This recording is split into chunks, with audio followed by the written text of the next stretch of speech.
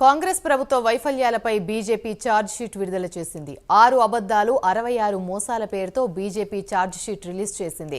కాంగ్రెస్ ఏడాది పాలనలో వైఫల్యాలను ఛార్జ్ షీట్లో పొందుపరిచారు.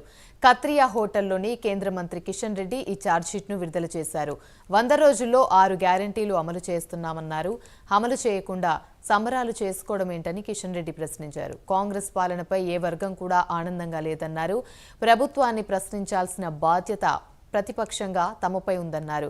గత 10 ఏళ్ల బీఆర్ఎస్ పాలనకు ఇప్పటి పాలనకు తేడా లేదని కిషన్ రెడ్డి మండిపడ్డారు. సంవత్సరం విజయోత్సవ సభల పేరుతో వారం రోజుల పాటు అనేక రకాల ఉత్సవాలు నిర్వహిస్తాం. ప్రజలు ఆశ్చర్యపోతా ఉన్నారు.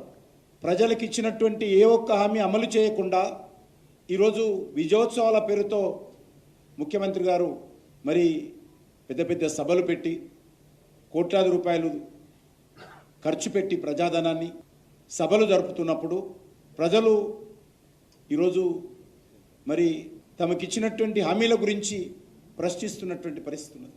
విచిత్రం ఏంటంటే ప్రజా వ్యతిరేక విధానాలను ప్రశ్నిస్తే ఈరోజు అక్రమ కేసులు పెడతా ఉన్నారు, అరెస్టులు చేస్తూ ఉన్నారు, లాఠీచార్జీలు చేస్తూ ఉన్నారు.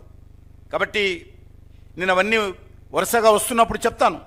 ముఖ్యంగా ఈ యొక్క 10 సంవత్సరాల బీఆర్ఎస్ పాలన, 1 సంవత్సర కాంగ్రెస్ పాలన ఏ మాత్రం తేడా లేదని ఈరోజు స్పష్టంగా చెప్పగలుగుతున్నాం. సంవత్సరం